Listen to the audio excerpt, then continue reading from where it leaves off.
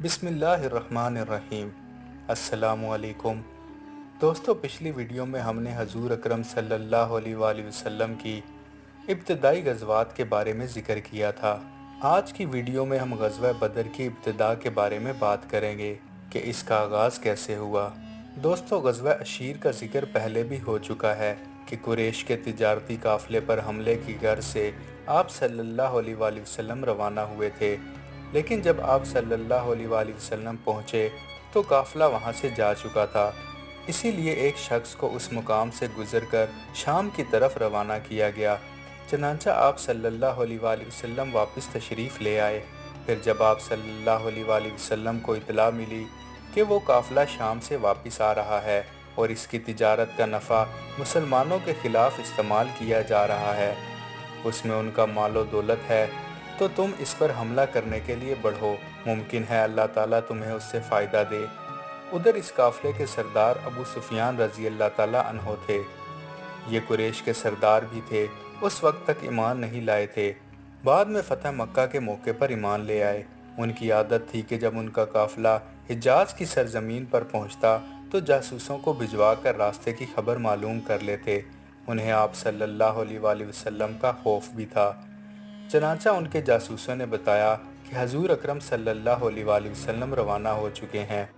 انہوں نے فوراً ایک شخص کو مکہ کی طرف روانہ کیا اور ساتھ ہی یہ ہدایت دی کہ تم اپنے اونٹ کے کان کاٹ دو، کجاوا الٹ دو، اپنی قمیض کا اگلا اور پچھلا دامن پھاڑ دو اور اسی حالت میں مکہ میں داخل ہونا اور لوگوں کو بتانا کہ محمد صلی اللہ علیہ وآلہ وسلم اپنے اصحاب کے ساتھ ان کے قافلے پر حملہ کرنے والے ہیں، اور یہ سب کچھ اس لیے کیا تاکہ مشرکین جلدی سے مدد کو آ جائیں۔ وہ شخص تیزی سے روانہ ہوا۔ کہتے ہیں کہ ابھی وہ شخص مکہ پہنچا بھی نہ تھا کہ وہاں عتیقہ بنت عبد المطلب نے ایک خواب دیکھا۔ حضور نبی اکرم صلی اللہ علیہ وآلہ وسلم کی پھوپھی تھی۔ یہ معلوم نہ ہو سکا کہ وہ بعد میں اسلام لے آئیں یا نہیں، روایت میں اختلاف پایا جاتا ہے۔ کچھ روایات کہتی ہیں کہ وہ ایمان لے آئی تھی، اور کچھ میں ہے کہ انہوں نے اسلام قبول نہیں کیا تھا۔ خواب بہت خوفناک تھا، وہ ڈر گئیں۔ انہوں نے حضرت عباس رضی اللہ تعالیٰ عنہ کو اپنا خواب سنایا، لیکن اس شرط پر سنایا کہ وہ کسی اور کو نہیں سنائیں گے۔ انہوں نے پوچھا، اچھا ٹھیک ہے، تم خواب سناؤ، تم نے کیا دیکھا ہے؟ عتیقہ بنت عبد المطلب نے کہا، میں نے خواب دیکھا ہے کہ ایک شخص اونٹ پر سوار چلا آ رہا ہے، یہاں تک کہ وہ اب تک کے پاس آ کر رکا۔ اب تک مکہ معظمہ سے کچھ فاصلے پر ہے۔ وہاں کھڑے ہو کر اس نے بلند آواز سے پکارا، لوگو، 3 دن کے اندر اندر اپنی قتل گاہوں میں چلنے کے لیے تیار ہو جاؤ۔ پھر میں نے دیکھا کہ لوگ اس کے گرد جمع ہو گئے ہیں۔ پھر وہ وہاں سے چل کر بیت اللہ میں داخل ہوا، لوگ اس کے پیچھے پیچھے جا رہے تھے۔ پھر وہ شخص اونٹ سمیت کعبہ کی چھت پر نظر آیا، وہاں بھی اس نے پکار کر یہی الفاظ کہے۔ اس کے بعد وہ کبھی صفا کے پہاڑ پر چڑھ گیا، وہاں بھی اس نے پکار کر یہی الفاظ کہے۔ پھر اس نے ایک پتھر اٹھا کر پھینک دیا، وہ پتھر وہاں سے لڑکتا ہوا پہاڑ کے دامن میں پہنچا تو اچانک ٹوٹ کر ٹکڑے ٹکڑے ہو گیا۔ پھر مکہ کے گھر والوں میں سے کوئی گھر ایسا نہ بچا جہاں اس کے ٹکڑے نہ پہنچے ہوں۔ طلحہ نون نے کہا، اللہ کی قسم، تم نے بہت عجیب خواب دیکھا ہے، تم خود بھی اس کا ذکر کسی سے نہ کرنا۔ حضرت عباس رضی اللہ تعالیٰ عنہ وہاں سے نکلے تو راستے میں انہیں وکیل بن عتبہ ملا، یہ ان کا دوست تھا۔ حضرت عباس رضی اللہ تعالیٰ عنہ نے خواب ان سے بیان کر دیا اور وعدہ لیا کہ کسی کو نہیں بتائیں گے، لیکن وکیل نے جا کر یہ خواب اپنے بیٹے عتبہ کو سنا دیا۔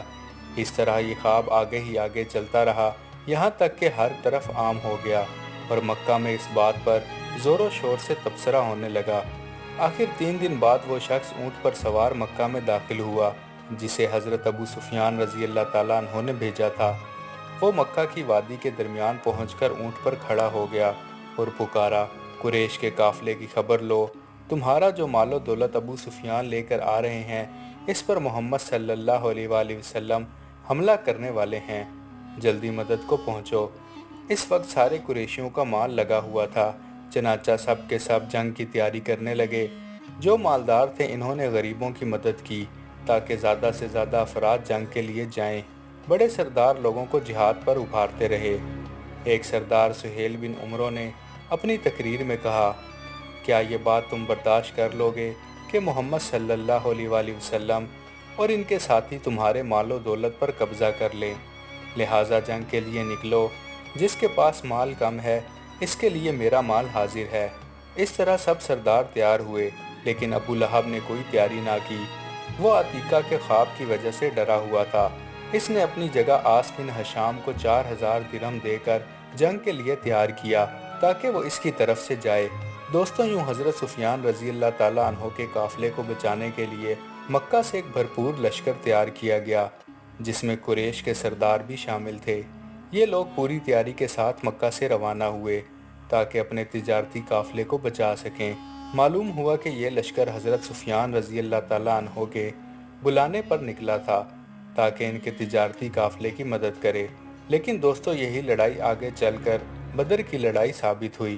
حضرت ابو سفیان رضی اللہ تعالیٰ عنہ جو ابھی مسلمان نہیں ہوئے تھے تو مسلمانوں کے لشکر سے بچ کر نکل گئے، لیکن ابو جہل اور قریش کے کچھ سردار کیونکہ مکہ سے یہ نیت لے کر نکلے تھے کہ مسلمانوں کو ختم کر کے ہی واپس لوٹیں گے، اسی لیے حضرت سفیان رضی اللہ تعالیٰ عنہ کا پیغام ملنے کے باوجود بھی واپس نہ لوٹے۔ دوستو، قدرت کی مشیت بھی یہی تھی، کیونکہ اسی ماہ میں قریش کے کئی بڑے سردار ہلاک ہوئے اور وہ مسلمانوں کے ہاتھوں قتل ہوئے۔ انشاءاللہ اس کی تفصیل آنے والی ویڈیوز میں کریں گے۔ مزید ویڈیوز کے لیے چینل کو سبسکرائب کریں۔